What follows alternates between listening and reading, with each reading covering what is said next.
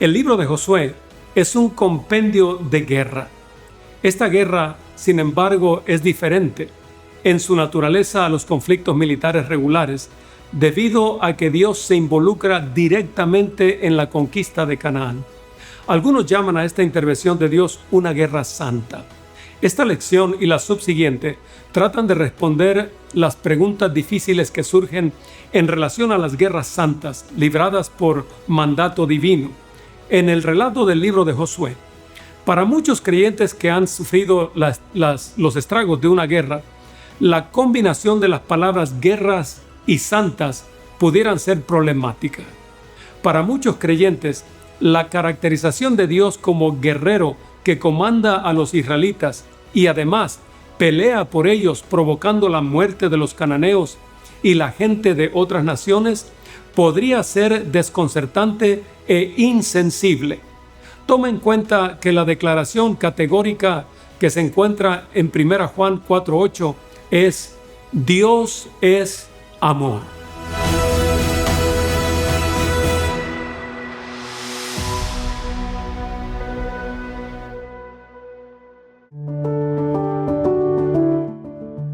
Nuestra cosmovisión es el cristal a través del cual interpretamos el contenido bíblico. El segundo punto de vista es el contexto histórico y literario de las Sagradas Escrituras. Para esta lección, solo se enfocará en el primer enfoque. Guerra primero, ¿dónde? En el cielo. El gran conflicto entre el bien y el mal, que empezó con Lucifer en el cielo, es la cosmovisión apropiada para interpretar y entender el concepto de la guerra santa en el libro de Josué, pero también el contenido general de toda la Biblia. De hecho, solo un entendimiento del conflicto cósmico provee al cristiano con una cosmovisión de la historia que es ambas racional y coherente, según Frank Holbrook, The Great Controversy, la gran controversia. La gran importancia de esta cosmovisión del gran conflicto es manifiesta en su integración al sistema de creencias de nuestra iglesia, la Iglesia Adventista del Séptimo Día. Las 28 creencias pueden ser sintetizadas en seis doctrinas: Dios, hombre, salvación, iglesia, estilo de vida y eventos finales. Dios pobló el universo con criaturas responsables a las que concedió libre albedrío, un prerequisito para que pudieran amar. Podían elegir actuar de acuerdo con la voluntad de Dios o en contra de ella. Lucifer, el más poderoso de los ángeles, se rebeló contra Dios y logró que se unieran a su sedición una tercera parte de los ángeles. Isaías describe al rey de Babilonia como si hubiera estado en el cielo, próximo al trono de Dios, según Isaías 14. Y también en Ezequiel, capítulo 28. Hay claros indicadores en esos textos bíblicos que apuntan a una realidad trascendente. En el capítulo 14 de su libro, Isaías presenta un proverbio o parábola cuyo significado está más allá del contexto histórico inmediato.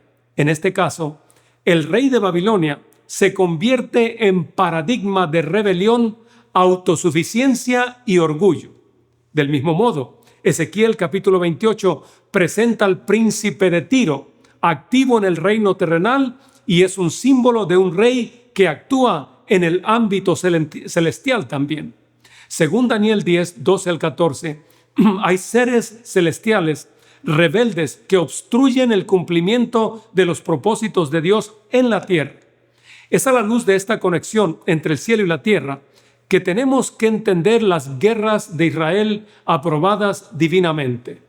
Tenemos que reconocerlas como manifestaciones terrenales del gran conflicto entre Dios y Satanás, entre el bien y el mal, con el propósito de restaurar la justicia y el amor de Dios en un mundo caído.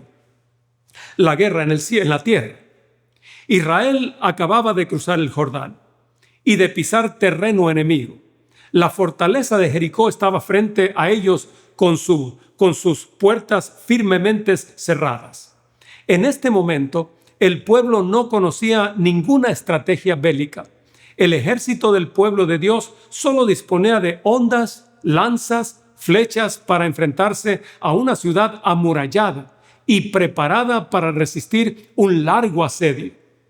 Estando Josué cerca de Jericó, alzó sus ojos y vio un varón que estaba delante de él, el cual tenía una espada desenvainada en su mano. Y Josué, yendo hacia él, le dijo: ¿Eres tú de los nuestros o de nuestros enemigos? Respondió: No, mas como príncipe del ejército de Jehová he venido ahora. Entonces Josué, postrándose sobre su rostro en tierra, le adoró y le dijo: ¿Qué dice mi señor a su siervo? Y el príncipe del ejército de Jehová respondió a Josué: Quita el calzado de tus pies, porque el lugar donde estás es santo. Según Josué 5:13 al 15. Las preguntas de Josué acerca de la identidad del extraño visitante recibieron una respuesta poco reveladora. No. La respuesta del visitante revelaba que no estaba dispuesto a entrar en las categorías definidas por Josué. El varón con la espada desenvainada no pertenecía a ninguno de los ejércitos terrenales. Era el príncipe del ejército de Jehová, el que comandaba a las huestes invisibles de ángeles celestiales, participantes de un conflicto mayor que el de Josué contra los cananeos. Era el Cristo preencarnado. Josué comprende la identidad del comandante de los ejércitos de Jehová. Este es igual a Dios y Josué se postra ante él en señal de profundo respeto y adoración. Josué está preparado para recibir instrucciones sobre la estrategia militar que debe seguir. La pregunta fundamental era si el visitante estaba de parte de Josué. No era si estaba de parte de Josué, sino si Josué estaba de parte del visitante celestial. El presidente Abraham Lincoln declaró en una ocasión: mi preocupación no es si Dios está de nuestro lado. Mi mayor inquietud, dijo él, es estar del lado de Dios. Dios siempre tiene la razón. ¿Estás seguro que estás del lado de Dios tú, querido amigo? Ahora, Dios pelea por ti. De acuerdo con el plan ideal de Dios, Israel nunca necesitó luchar, como no necesitó la espada para librarse de la esclavitud de Egipto. Nunca les habría sido necesario luchar tampoco para conquistar Canaán. Fue la incredulidad de ellos, expresada después del Éxodo, lo que llevó a Dios a permitirles participar en la guerra contra los cananeos. Su inclusión en la batalla fue una segunda opción. El Éxodo constituyó el paradigma de la intervención del Señor en favor de Israel. Aquí, Dios no solo es quien libra la batalla, sino que exige a Israel que no luche. Éxodo 14:14. Dios es el guerrero y la iniciativa es suya. Él establece la estrategia, define los medios y dirige la campaña. Si el Señor no lucha por Israel, este no tiene ninguna posibilidad de éxito. Cuando el pueblo de Israel se vio obligado a entrar en un callejón sin salida, Moisés le dijo al pueblo: no teman, manténganse tranquilos y verán la salvación que el Señor les dará hoy. Porque esos egipcios que hoy ven, nunca más los verán. El Señor peleará por ustedes. Estén tranquilos, según Éxodo 14:13 y 14. Aún los egipcios dijeron: huyamos de delante de Israel, porque el Señor pelea por ellos contra los egipcios. Elena de White escribió: Dios no quiso que obtuvieran la tierra prometida por medio de la guerra, sino mediante la sumisión y la obediencia incondicional a sus mandamientos. Dios pelearía sus batallas por ellos. Todo lo que tenía que hacer era permanecer quietos y presenciar su poderosa intervención. Si los hijos de Israel no hubieran murmurado contra el Señor, Él no habría permitido que sus enemigos hicieran guerra contra ellos. Pero poco después de su liberación de Egipto, los israelitas empezaron a murmurar por el camino. cuestionando incluso la presencia de Dios en medio de ellos.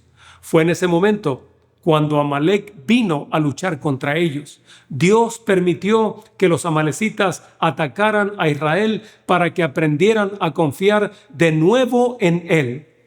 En adelante, la guerra llegó a ser una necesidad para Israel y una prueba de su lealtad a Dios. Su participación en el conflicto armado se convirtió en una forma de desarrollar una confianza incondicional en la ayuda de Dios, como ocurrió en la conquista de Jericó. Aunque el colapso de las murallas de Jericó fue el resultado de un milagro divino, el pueblo de Israel tuvo que participar activamente en la batalla y enfrentarse a la tenaz resistencia de los habitantes de la ciudad, confiando que Dios les daría la victoria.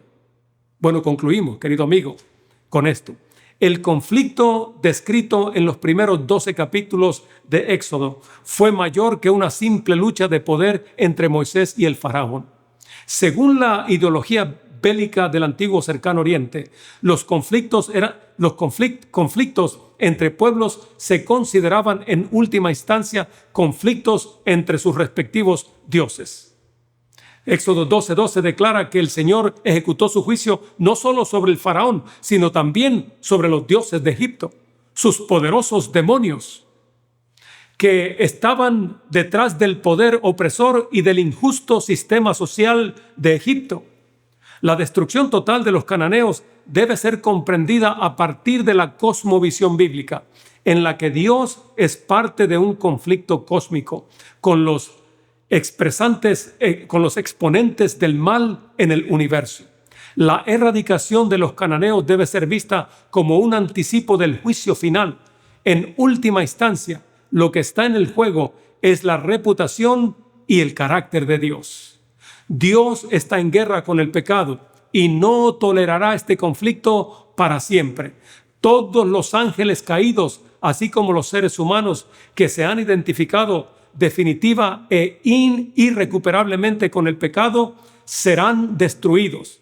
A la luz de esto, las batallas contra los habitantes de Canaán deben ser percibidas como una etapa previa de este conflicto que alcanzará su clímax en la cruz y su consumación en el juicio final, cuando la justicia y el carácter amoroso de Dios serán vindicados.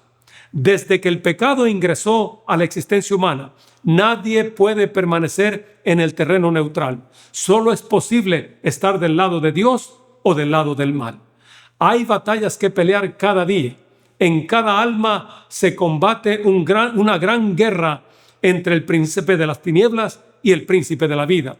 Como agente de Dios, nosotros debemos someternos a Él para que planee, dirija y pelee la batalla por nosotros con nuestra cooperación. El príncipe de la vida debe estar con vosotros en la batalla diaria, con el yo, para que podáis permanecer firmes a los principios, para que cuando las pasiones luchen por la supremacía, puedan ser doblegadas por la gracia de Cristo, para que seas más que vencedores mediante aquel que nos amó. Jesús ha estado sobre la tierra. Conoce el poder de cada tentación, sabe cómo enfrentar cada emergencia y cómo conduciros a través de cada sendero de peligro. Entonces, querido amigo, ¿por qué no confiar en Él? Entrégale tu vida y lucha al lado de Jesús.